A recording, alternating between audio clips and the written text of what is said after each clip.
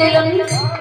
काल गेल के वंदना से पहले धुन और गीत गावल जरूरी नहीं होला, लेकिन आजकल कलाकारन की फैशन हो चुकल बा।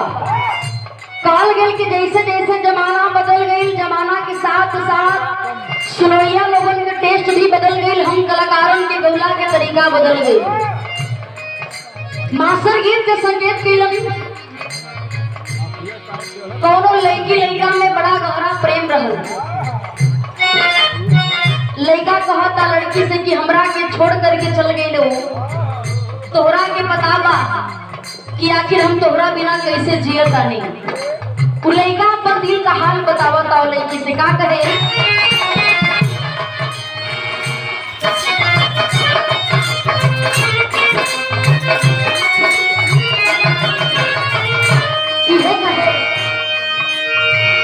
कहाँ से ले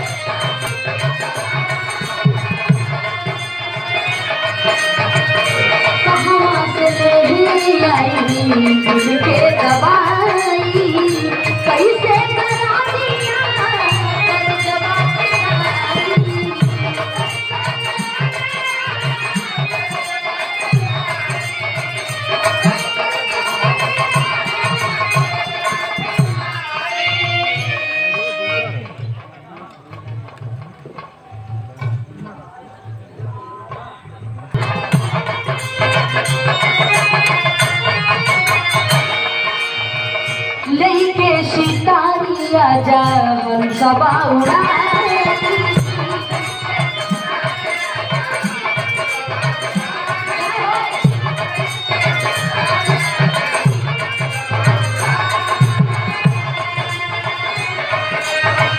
लेके शिकारिया जा हम सबा उड़ा,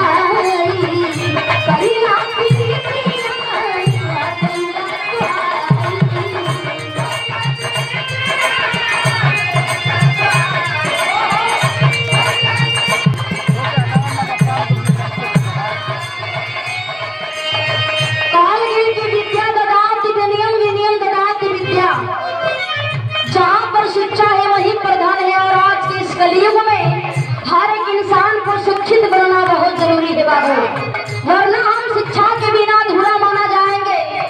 कपड़ा थोड़ा सस्ता रहेगा चलेगा, खाना एक नंबर के ना नमक रोटी बात तब वो चली, लेकिन यदि हमारे भविष्य को संवारना है तो हर एक इंसान को शिक्षित बनना बहुत ही जरूरी है। कैसे मास्टर?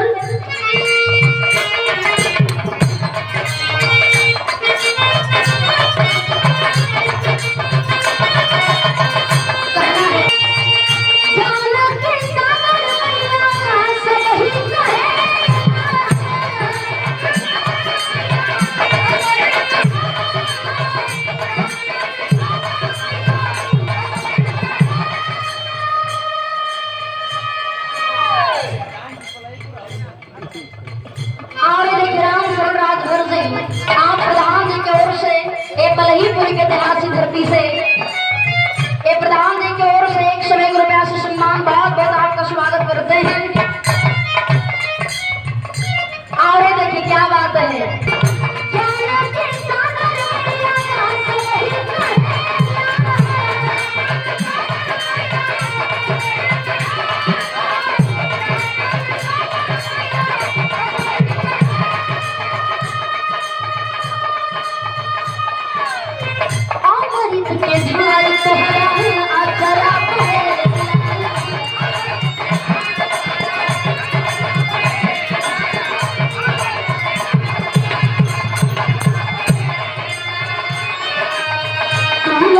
कबीर कालिदास के सजाई,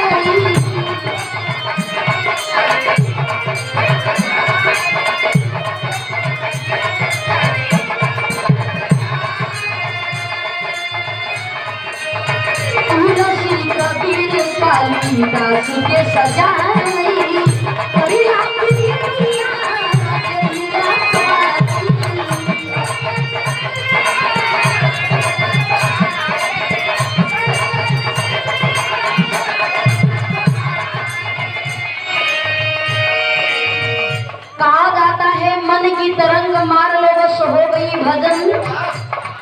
सुधार लो बस हो गई भजन। यदि हमारा मन सच्चा है, हम सच्चे हैं, सच्चे दिल से उस पिता परमेश्वर को, उस भगवान को एक बार याद करेंगे।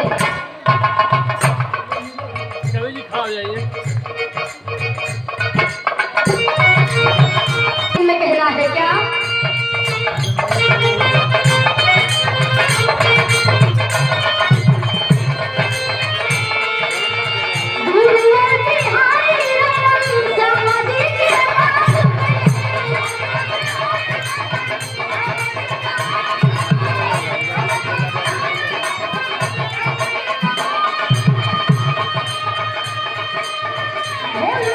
विश्वनाथ सिया राम कभी भी लेते हैं, कभी भी।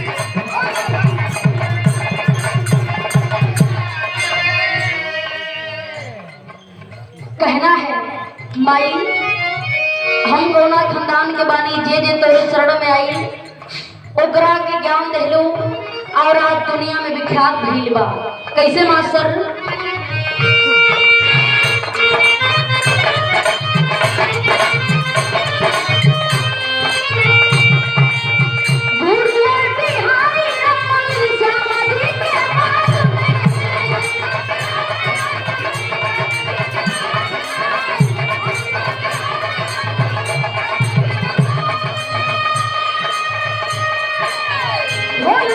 विश्वनाथ सिया राम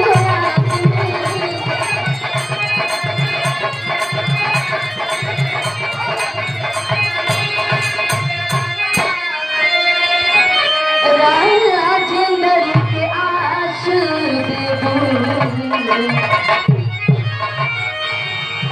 राजेंद्र के आश देवो अंशिका गवाई